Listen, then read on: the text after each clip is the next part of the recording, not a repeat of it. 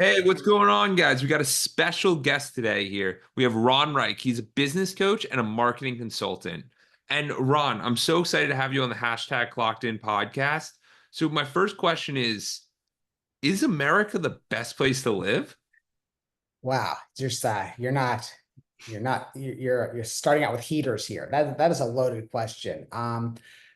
Well, so obviously the answer is, of course, it depends. For some people, America is an awesome place to live. For other people, America is not the best place to live. I actually have a client who she currently lives in Spain, and she's actually denouncing her American citizenship. So Oh, she does wow. not think America is the best place to live.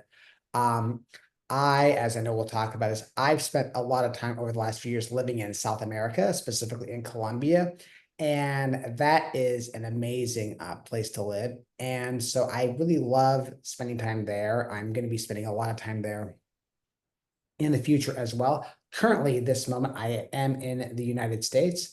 So I am going to hedge with my answer. I really say that being having a US passport is overall a very, very good thing. And being able to, enjoy the benefits of being a US citizen is a good thing. And spending a lot of time outside the US is also very good. So Yeah, I I don't would. know. The My reason answer I is I'm bring not sure. To each his own. Go ahead. Absolutely. Because I think it's the reason I wanted to bring this up is because I feel like it's something that a lot of people are starting to think about. They're Hmm. considering it with the cost of living and all these different expenses. Hmm. Hmm. And like even this year, I was able to live in Europe for 7 weeks. So me and my fiance would go travel around and then we come back Hmm. to America. And it was such an eye-opening experience, but it's not always, hey, I want to go live there, but it's Right. like it's good to get the taste. And I Yeah, think yeah, just for sure. travel in general is super important.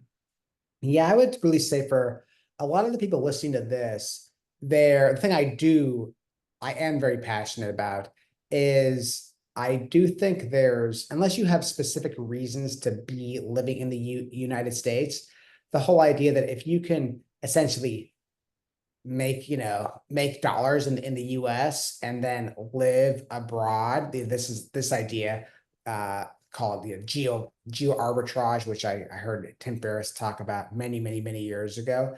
There is a lot of there's a lot of benefits to doing that. That it really is something that I would really encourage kind of everybody to at least be open to experimenting with spending a little bit of time possibly living in another country for sure.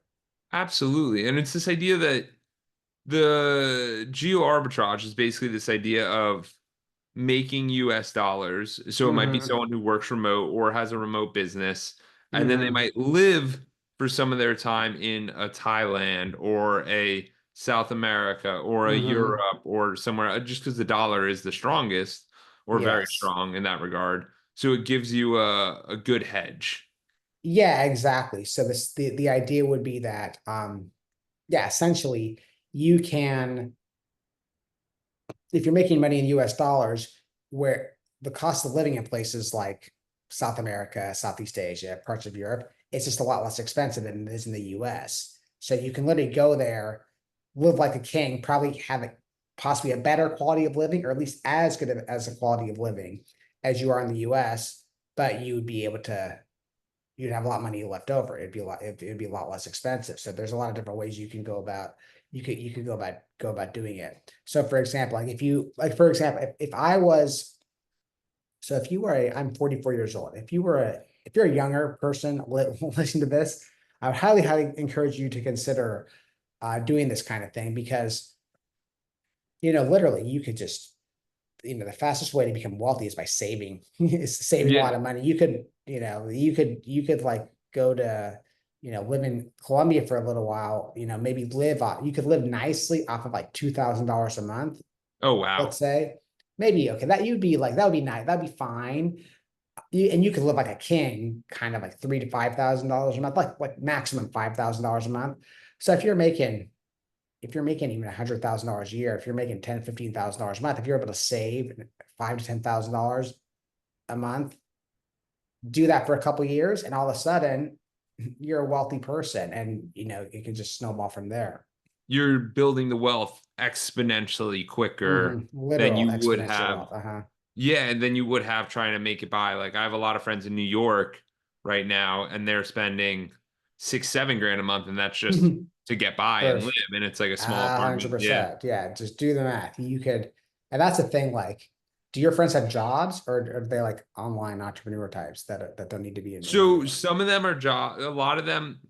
So the big thing for me is like anyone who's living in New York and is my friend, I'm like, you better be a mandatory live in New York kind of guy. Like Yeah, some of yeah, them are in totally real agree. estate, some of them are in finance where it's in office. Got it. I'm like, okay, makes sense. Like that's Yeah, yeah, fine. yeah.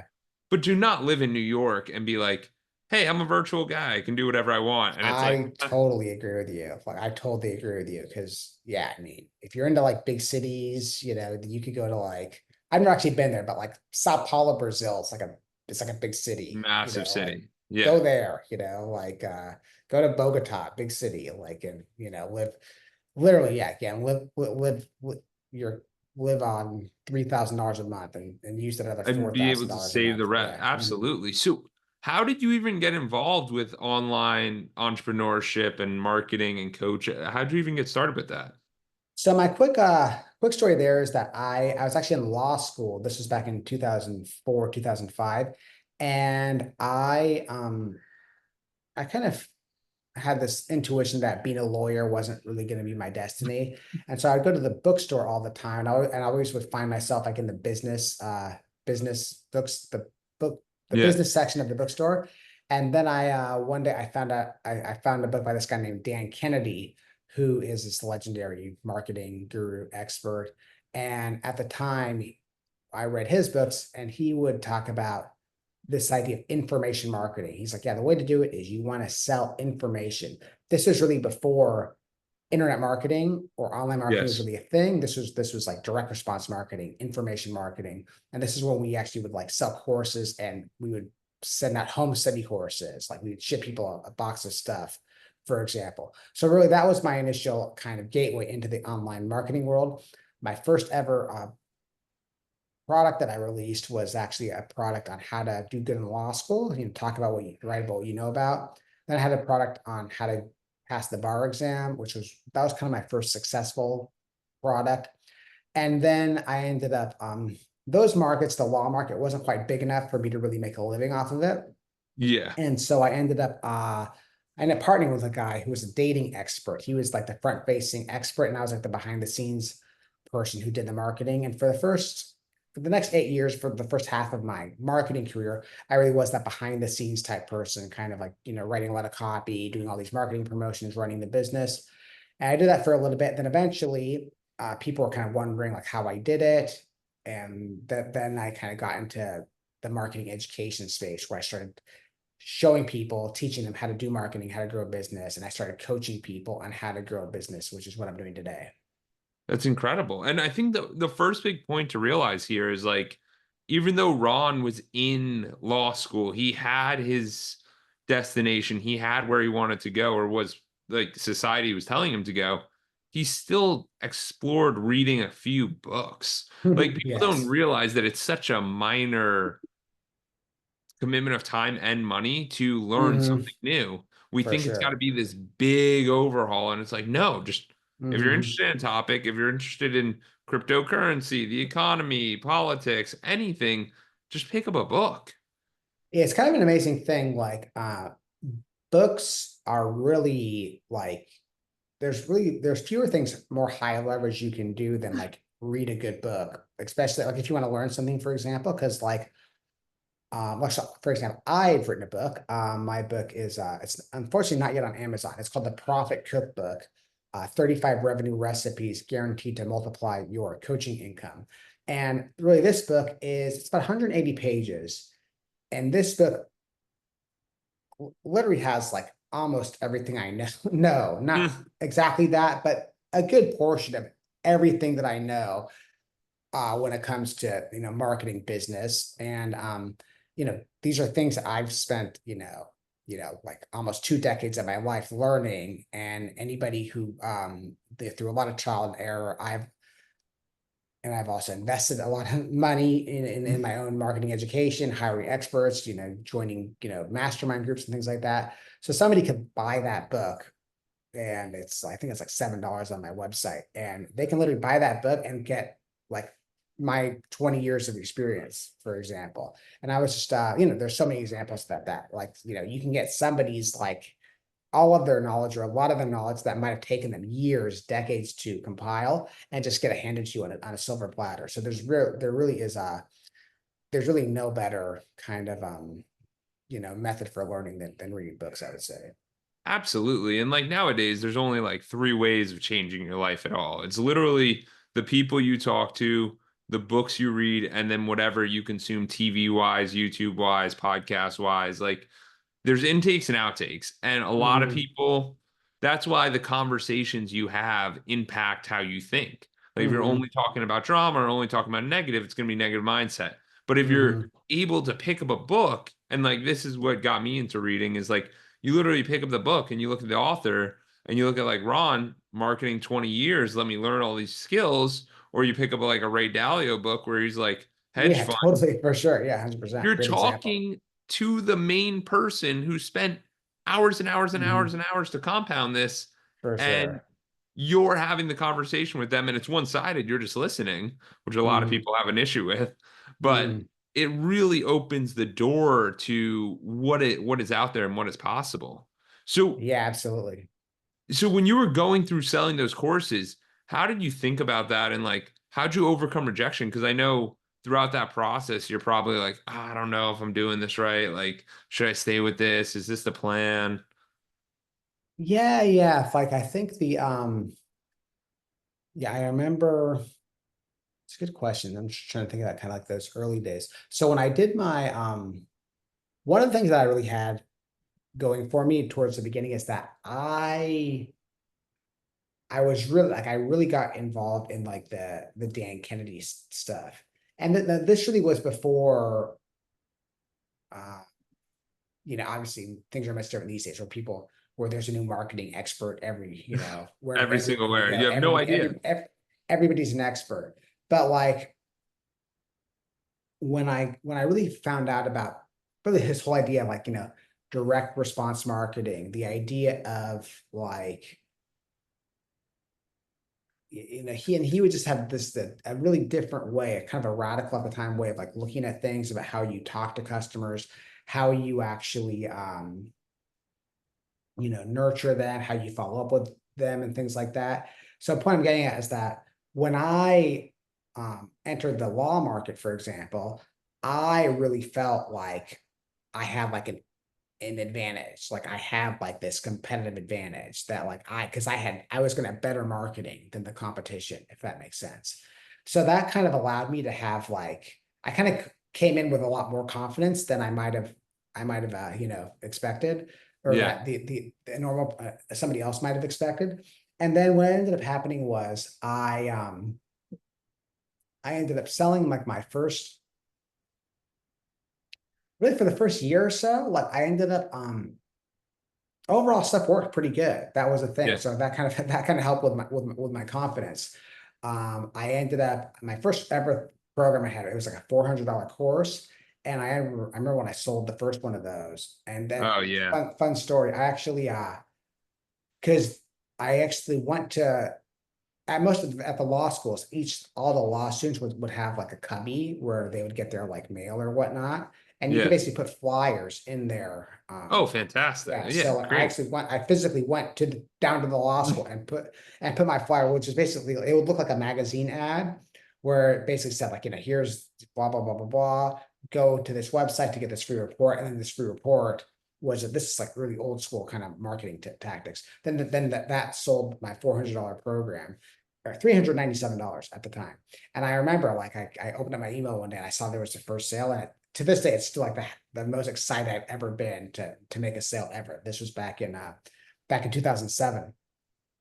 And then that was earlier in the year. And then the next summer, because the law school, the bar exam is in July. I was really focused on the California bar exam because that's where I was living. And the bar exam is in July. So the summer, that's like the time to sell. So kind of, I think it was like May and June. That's I guess even before that. So it's probably around April, May, June. That was like the peak months. And at the Yeah. time, I did pretty well. I was spending money on Google AdWords at the time after I kind of graduated from doing the guerrilla marketing style, Yeah. and that actually worked pretty well that summer. And then unfortunately, the next summer it didn't. I don't know. It just didn't work as well. And then so that would have been early 2008, and that's when I was kind of figuring that it just wasn't a big enough market. Like it was just there Ye- was because like go ahead. Yeah, because it was so like it's niche, but like Yeah, because wait, yeah. the And I was specifically looking, law school is 3 years. I was specifically looking to reach third year law students. So it's just like it was just like so, so niche, niche. So it was just like not that it was impossible to read them, but for me to really like, make get it going. real money, it would just have been difficult. And so then I ended up getting into my then I graduated, I guess you could say, to my dating business, and that's when I had with a partner. And that one I was in a pretty fortunate position because the expert I worked with, he had a little bit of a following. He had some good things going on. He was a kind of a good, he didn't have a huge following, but he had a pretty good loyal following, and he was pretty well positioned in his market, but he didn't like know marketing. So same thing, I came in there with like some good marketing, and we were able to do really, really good at the very beginning. And this is one of So those things where, go ahead.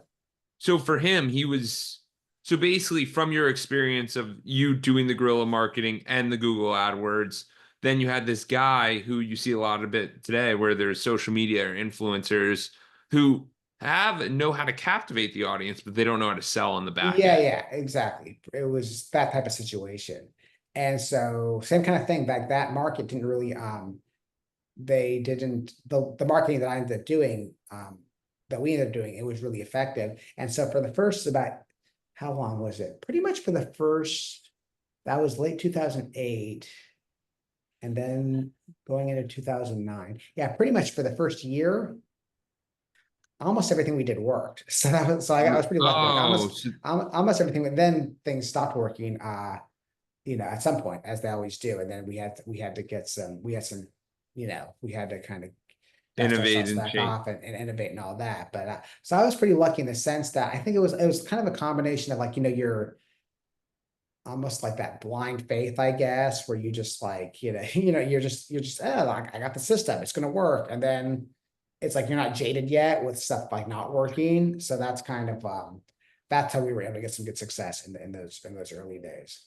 Absolutely. And like when you really sit there and think about it, just for the audience to understand, is that whenever you start a business, like that first win, like that first sale is the one that you Mhm. keep chasing. You keep chasing that. For sure. Yeah, And 100%. and then you get other clients and you get stuff, but it takes a long time to build out the skill set of what you're actually trying to do because we're constantly innovating and you constantly Hmm. have to keep trying new things and get better and spend money on the ads and you're like, am I wasting money? I don't know. Hmm. Like we're gonna Hmm. try this out and see. And so for you with the dating coach, like how did you guys end up making it work? Did you put like a coaching program on the back end or like what did you end up selling or was it Yeah, so I remember this pretty vividly. So I'll give you, so the first thing we did, we actually launched a coaching program at the very beginning, yeah. like a hiring coaching program. It was a year long, like $5,000 coaching program.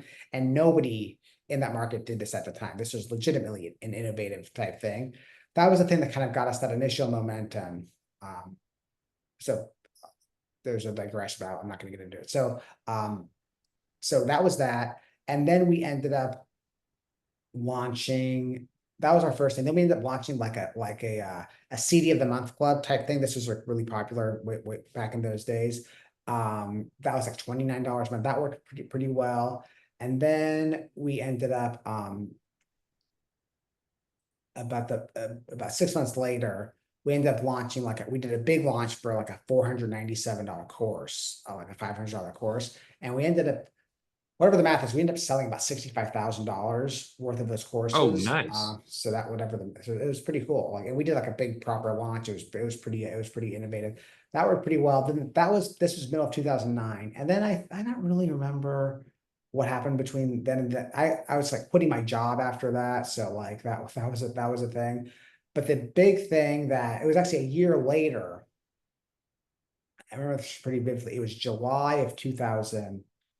It was July of 2010. That's when we did a big launch. This is when I quit my job at the end of 2009. So I was working full time after that. And then really for most of 2000, the beginning part of 2010, I was really working on doing this big launch for like a big affiliate launch where I had a lot of people promoting us at the same time. And that ended up being a really big successful. The product was, it was like $97, and then there was like a $97 per month membership on the Nice. back end. And yeah, no, we ended up in total, we ended up doing like $300,000 from that, from Oh, that. not yeah, because so here's the thing, when you really think about it, like you just saw three different options. Like one was a big coaching, which was really high ticket. Then you had a middle ticket with the course, and then you had the low ticket with the CD. And then you start to realize that you're like, hey, maybe if we test this out at the 97, but now people are paying 97 a month. So now it's like 1,000, 1,200 bucks every single year. It comes out a little bit differently, but they're all it is the packaging and the presentation, which is Yeah, a lot of the the information was similar for sure, 100%. because that's the most important thing that people need to realize is that whenever you're going into something, it's all how you package it. And it's how you Mhm. package everything, it changes it all. So while this is going on, you're building out the business. And then when did you start traveling to Colombia and starting that experience? That would have been a little bit later. So yeah, just to close one loop. So it was really that launch in 2010. That's the one that really allowed me to really kind of, that's when I was really starting to make like kind of good, like not amazing, but like good money, where I was able to kind of like, um, that's when I was kind of like, that's when I started making like at least $100,000 a year, where I was able to kind of live a little bit better. And then I took my first trip to Colombia in 2013. So it was a couple of years after that. Gotcha. Yeah, because it's important. And I want you to bring it up that it's important because everyone wants to go, oh, just get a job and then just go, or just do this, or just quit your job, or just do that. And Mhm. it's not always that easy. Like Ron's telling us how he worked for 4 or 5 years on this thing, 6 years before even taking the trip and checking out and Yeah, trying to and see to an be fair, opportunity. yeah, a lot of that's just because I was really like I was nervous, I wanted to, Of like I was course, kind of we're always afraid to do it. nervous. Yeah. So yeah, so anyways, that's kind of but yeah, to answer your question, yeah, I ended up finally taking the plunge in 2013. And how long did you go for that time? So yeah, I ended up going I went to Ecuador for the first time. I went to Quito, Ecuador, because that was like kind of a hot expat spot at the time. And I went there for 3 months. I had a buddy who was living in Medellin, Colombia. This is back in 2013. This is like way, when Before, people yeah. are still freaked out about about Colombia, but they were Yeah. even way more freaked out at that moment in time. And so then I had a buddy who was living there, and he's like, "Hey, you should come to Medellin." And so before I headed back to the U.S. from Ecuador, I wanted to go to another country, so I went to Medellin. I was there for about 10 days or so, and I just really fell in love with the city, Yeah. with the country, and then I always kind of wanted to go back there. So I ended up, to give you the exact I'll just give you the full math, because I would keep dabbling. It took me a while to really totally embrace like the full-time international living. So I in 2015, I went back and I was there for 3 months. Then I came back. Then it was 2000, at the end of 2017. That's when I was like, you know what, I'm gonna go. I'm doing it. I'm taking the plunge. I'm going full time. And so I ended up end of 2017, beginning of 2018, I ended up moving to Colombia. I got rid of my apartment, I put all my stuff in storage, and I actually was there for about I was there for 7 months, 8 months. Oh, The wow. thing there is I would have really stayed there longer, but I didn't have a visa. And so you can be there 6 months out of the year, um, unless you have like a longer term visa. And I just I kept looking into how to get a visa, like like I could try getting like a student visa, but that it wasn't the right thing to do. And then like I actually had friends at the time, they would actually get like medical visas, because they were like they would get like braces or something like that. But anyways, like long story short, nothing really made sense visa wise for me at the time. So my plan was to, this would have been, this was like July, I think July, August of 2018 is when I moved back from Colombia. And my plan was, it's funny how these things work out. My plan at the time was, okay, I'm going to go back to the US. I'm going to be there for 4 or 5 months. I'm going to be there till the end of the year. Then I'm going to go back to Colombia. And then what ended up happening, of course, is I ended up going to San Diego, where I have quite a few friends who are living there. And it's like one of those things like objects in motion, stay in motion. It's like, oh, I was planning on being there till the end of the year. But then like there was this big marketing conference, the Traffic and Conversion Summit, if you're familiar with Yes. that. That was in San Diego in February, I think. It's like, oh, then I was like, oh yeah, I might as well stay there till February. And there was Yeah. like another thing. So long story short, I ended up staying in Colombia for like no, I'm sorry. I stayed in San Diego for until the end of or at the beginning of 2020. Then COVID happened, and then actually, hold on. So I was there till the end of 2020. To the end of 2020, I was in San Diego, and it was at the end of 2019. That's when I met my wife, who's Colombian, and then I ended up moving back to Colombia at the end of 2020, where I was there for 2 years. Oh wow, because of COVID. Yeah.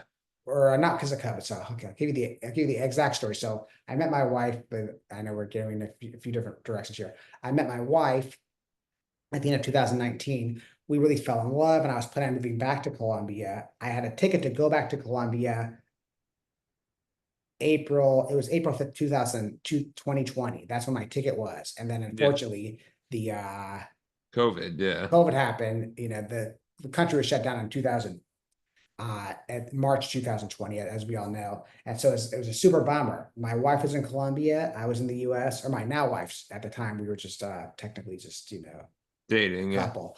Um, and so yeah, we did that. We were like a COVID romance, whatever you want to call it. And like seven months where we weren't able to see each other. And then finally I moved back. I made it to Colombia in October of 2020. We got married a couple of months after that. And then I was there for a couple of years before we came back to the US. And now we're heading back there once again next year. And when you're doing all of this, how does the tax structure with that work? So like if you're going to Colombia for 2 years, are you still paying US tax? Like how does all that work? Yeah. So the way it works is that, and again, I know enough to be dangerous about this. There are people that can wax poetic about kind of the international tax system and things like that. But essentially, yes. Unfortunately, as a U.S. citizen, no matter what, you always have to pay U.S. taxes. That's Yeah. just that's That's so from what I heard. Yeah. yeah. And they have this thing called the U.S. foreign exclusion tax, which says that if you are spending the majority of your, not the majority, you have to be spending kind of like, it's like at least 11 months out of the year. It's like a lot. If you're spending like most of your time, as in like almost all of your time outside of the US, you're not taxed on your first $100,000 of Oh income. wow. So it's That's pretty good. interesting. So yeah, so it's a pretty good, it's yet another reason why it makes sense to spend more time abroad. Consider some time. Yeah, no, absolutely. And for you, so what's been the draw of like going back to the US and back to Colombia? Like obviously stuff happens, life happens, but is there really it's this idea Yes. that like I feel like the idea now of just living in a specific area has like it's I think it's gonna go extent like I think it's gonna go away down the line. I think people are just gonna kind of formulate and Yeah. live in multiple locations. Yeah, I think there's something to that. So I would honestly say that, so for me personally, I would rather live in Colombia. So that's why I'm planning on moving back there. My current thinking is, so I have a 6 month old daughter, and my initial plan is to be back in Colombia next year, and then probably stay there for a little bit. And then when my daughter is ready to kind of go to school, we're currently leaning towards, raising her and having her go to school in the US. That's that's kind of our long-term vision as a family. And then yeah, within that, most likely ideally we'll be spending, summers in Colombia, Yes. that kind of thing. But really like right now, again, overall, I think it's, for me personally, I would rather be in Colombia than be in the US.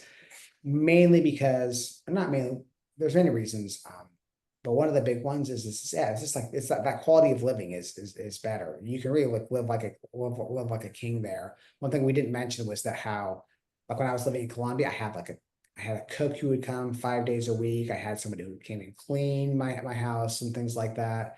And yeah, it was just kind of just a really, you just have a higher vibration. You just feel better. You feel very Well, taken care of, you know. So things because like that. Go ahead. well, because you're not spending as much time doing these remedial Mhm. tasks.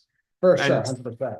people don't realize that when you spend an hour a day cooking and when you spend 30 minutes a day 100%. cleaning, It adds up, 100%. it adds Absolutely. up a lot. And it's like, oh, well, who's going to take care of it? And it's majority of families make enough money where you could eat out, or you could get a meal prep service, or you could get a cleaning person coming more frequently. And that would give you a lot more time. And the reason I'm bringing this up is because a lot of us sit there and complain about these like five, $10, $100 activities that will open up your eyes and give you a lot of your time back so you can enjoy what you actually want to do. Yeah, for sure. And that's exponentially even easier when you're living like in like South America or other parts of the world as Absolutely. well. Absolutely. So, for you, in regard to the marketing, what are you seeing nowadays in regard to like everything going on? Is it Facebook ads? Because I know it's getting a lot harder regarding Google ads, Facebook ads, like and like I know you have other revenue streams that people could look into. So how does that all work? Well, I mean, if you're asking kind of what's working, the thing, to be honest, I think it's kind of always the same in the sense that, you know, the same things that are working now are this more or less the same things that are working in the past, in the sense that, like, you know, I know people who are still doing well with Facebook ads, for example, or who are doing well with social media. I have clients that have like bigger YouTube channels. I think the thing is that when it comes to things that are more saturated, like Facebook ads, for example, you just have to be more dialed in with your messaging. I think that's a big part of it. You have to be more dialed in with your messaging. You often have to be more specific with your like with your targeting, for example. At the same time, you want to make sure that you really need to have your entire business model mapped out. Like that's why, Yes. like, you have to have, like, typically most, I don't know if there's, I'm sure there's exceptions, but there's very few people who are making ads work without like a high-end offer on the back end, for I example. was gonna say, because like basically for the audience, like the way ads work are you run the ads, but you're gonna run $20, $50, $100 a day. And if you're not able to convert these people, let alone have them on a monthly recurring stream, it becomes very, very challenging to run these ads because it's just not gonna work. It's just not gonna add, the math's not gonna add up. Yeah, exactly. Mhm. Absolutely. So, and you said you have in your book, there's like a bunch of different revenue streams that people can access. What are those different ways of doing that? Like, what are some of the? So I call them revenue recipes. So what we mean by that is, so there's only really 5 ways to grow a business. I learned this from my friend Paul Lumberg, so giving him credit. So one of them, I call them profit food groups. So one of them is, you know, raising your prices. So if you just raise your prices, even if you didn't do anything the same, your business would go up. The other one is selling more to your existing customers and retaining them longer. The third one is increasing your sales conversions. The fourth one is getting more leads. And the fifth one is essentially executing better and faster. The idea of all of these is that if all you did was this one thing, and if you didn't do anything else in your business, like if you just got more leads, even if everything stayed the same, your business would grow. If you increase your sales conversions by X amount, even if everything stayed the same, your business would grow. And so, and the idea, of course, is if you optimize all of them, then they can actually have exponential impact. They compound on one another. So in the book, I have there are these 5 different categories, and within each of these categories, I have what's called different revenue recipes, if that makes sense. So, for Yeah. example, if you take a look at like sales conversions, in the book I give different a bunch of different ways to increase your sales conversions, for example. Like these would be like techniques, strategies, things that you could just go out and implement. That kind of like a cookbook. If you just like implement the recipe, then you're going to increase your Oh, that revenue. makes sense. Yeah, like actionable tips for people to do to grow their different areas. Exactly. 100%. So that's pretty cool. And then if someone's looking to just get into coaching or get into business, what do you think would be the main thing to focus on? So, so let's talk about coaching. If you're looking to get into coaching, so this step one, step zero, it's all about finding that match between what you're good at, like how you can help people, and the whoever your person is, the market that's going to pay for that type of thing. So this Yeah. is kind of what it's all about. So if you're starting out, like if a person was starting out, like, hey, I want to get into coaching, that sounds awesome. I want to quit my job. I would say, okay, great. Then I would ask them, I would talk to them. I would figure out like what are their marketable skills that somebody might pay to have them coach on, for example. Yeah. They might have like ability to they might have some marketing skills. They might have some skills. So they might have like project management skills or leadership skills or something. They might be able to help people with like mindset, or they might be a healer or whatnot. So then I would basically figure out, okay, based on this, which of these is going to be the most marketable? And then of course the big categories for are helping people with health, wealth, and relationships. If you can help Yes. people make money, that's awesome. If you can help them be more healthy, that's awesome. If you can help them optimize their relationships, that's awesome as well. So that's what I would be leaning towards. And then once we kind of have a hypothesis of like how they can help people and who might be a good fit for this, then you got to go out there and you got to market, right? So then Yeah. you got to make an offer. You have to go talk to people. You have to use whatever channels you have. That might be the contacts in your phone, the people you connect to on social media. Um, there might be some partners you can tap into. Then we need to just get in front of people and we need to be able to make them an offer. And then once we figure out what our offer is, once we have like a coaching package that works, then going from like zero to $100,000 a year is not that difficult. It's just all about getting good at selling that one offer. That's kind of a Yeah. quick version. And staying in the niche and staying Yeah, focused. once you find a good that message to market match, a good offer for a good audience, yeah, you definitely want to stay focused on that one audience for sure. Absolutely. Absolutely. So do you think it makes sense to have a remote business where you can travel? And if so, like how often should people travel? The reason I'm saying this is just because it's something I really enjoy. I think travel is Mhm. awesome and but I think it takes time to build that remote life out and build Well, that. yeah, I mean, in the sense that, yeah, I definitely think there's a lot of benefits to having a remote business for sure. Like having a coaching business, consulting business, or if you're selling information products. I mean, a lot of things that people are doing are remote these days. And yeah, kind of going back to what we said before, obviously everybody teaches their own. Like everybody has their different rhythms and things like that.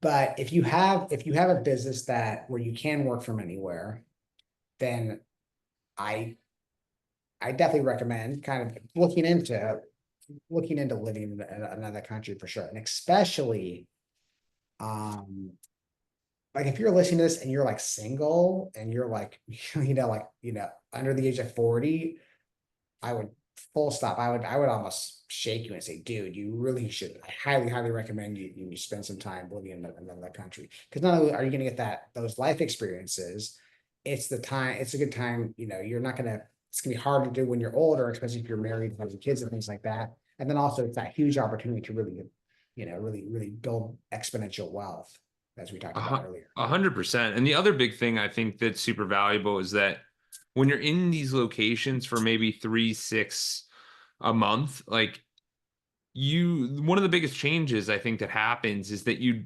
don't take your time for granted.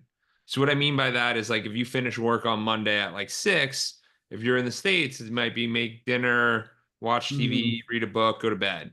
If you're in a different country, you're like, hey, we got to eat out tonight. Like we got to go Mhm. explore, go for a walk, because there's a shortness on how long you're going to be there, and that's something I've always found. I'm not sure if that's Mhm. relevant to you, But to me, Mhm. it was like whenever you're like, that's why when you go on vacation, most people will sleep less because they're like, I have to get Right. every minute out of this experience. Yeah, yeah. Mhm. So when you shorten the time that you're actually in a place, and even if it's 3 months, you're like, dude, I gotta go see that play, see that experience, go to that sporting event, do that thing. But meanwhile, when you're in the same place for so long, you just take it for granted and you're like, yeah, we don't do that. Like and Yeah, and for sure. and you the funny thing is that you experience more of these things in foreign places than you do in your own place.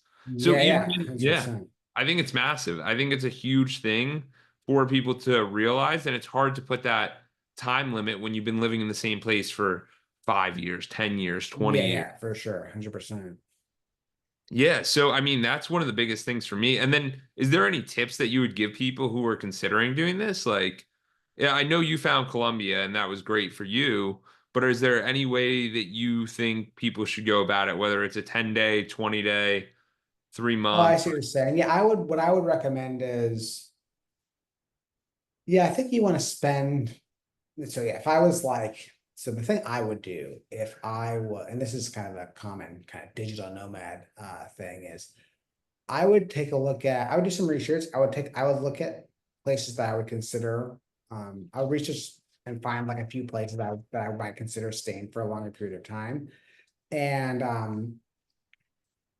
know the hotspots are pretty much like there's places in South America, like Colombia's popular. There's Argentina's popular. I know people who are in Brazil.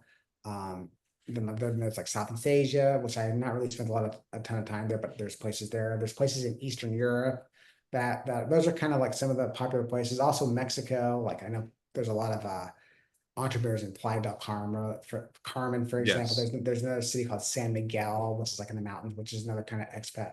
So anyway, so I would take a look at, obviously there's way more places, but those are some of the places. So what I would do is I would do some research on which of these, of like some of the ones I mentioned, maybe look at some of the other ones and and I would just, um, and I would plan on maybe just doing some experiments. Like, yeah, I'm going to stay here for a couple weeks. Then I'm going to stay here for a couple weeks. I'm going to stay here for a couple weeks. Probably like 2 to 4 weeks is probably a good time. It's a good amount of time to kind of get the rhythm of whether you would like want to be there for a longer period of time. And then yeah, once you find a place you like, then I would consider staying there for a longer period of time. Yeah, I completely agree. I actually did it in the US where we traveled around for 8 months and we literally stayed in each place for 3 weeks to probably 6 weeks. And you just stress test everything. And you start to Yeah, walk around and exactly. see if you like the area. And like, so, because I think it's crazy now that people are like, yeah, I just signed a lease for a year. And I'm like, you never been here before, bro? What do you Right, mean? right, right. That's crazy. Because to me, it's like, how does someone make that decision so fast without knowing? And I think it's just you want to take action right away, and I get that, but I think there's a component of like go on a 2 week trip to the place, see if you Mhm. like it. You don't have to uproot your entire life, and Yeah, I totally then agree. try that approach. Just because there's so much out there, and it's never been cheaper, and it's just never been easier at this point. Especially like going from the U.S. to Colombia. Like if you look at these flights, like they're pretty low cost. Like you can get Yeah, there and yeah, check for out sure. for an easy amount of experience. Like it's really not that hard to For experience a sure. lot of these things. 100%. Yeah, absolutely. So, is there anything that you think you'd want to leave the audience with?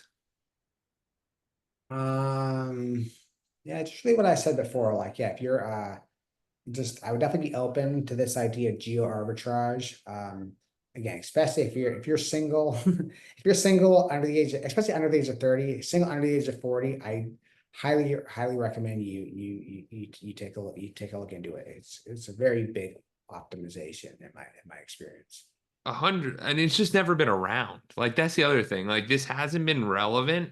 Some people Hmm. have done it who are older, but like the flights have not been this affordable since they Hmm. are like since it's been like that. So I think it's a really important Yeah. thing. And then one more question before we close up. You noted that you had a couple clients like in different locations, different countries. How do you first of all attract them, and then how do you kind of think about time zones and working and all of that stuff? Yeah. So as far as time zones go, I've been pretty fortunate because the only real bad time zone, like the real bad time zone is like is if there people are like in Southeast Asia, for example. But I've had people like I've had a couple clients who are in Australia, and that's not so bad. That's when I would have to talk to them like later on in my day, like 5, 6 p.m., which is their morning. Okay. That's kind of the way you make that work. And then I've had clients who are in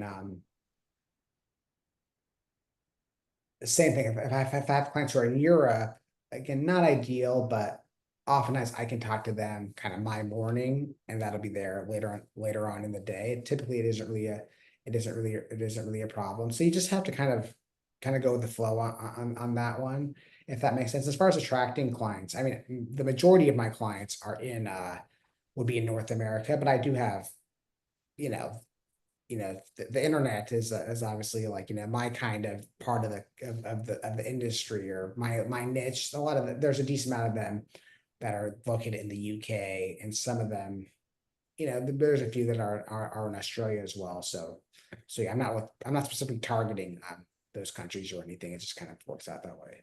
Comes to me. That's awesome. So, Ron, where can people learn more about you and hear more if they want to get in touch?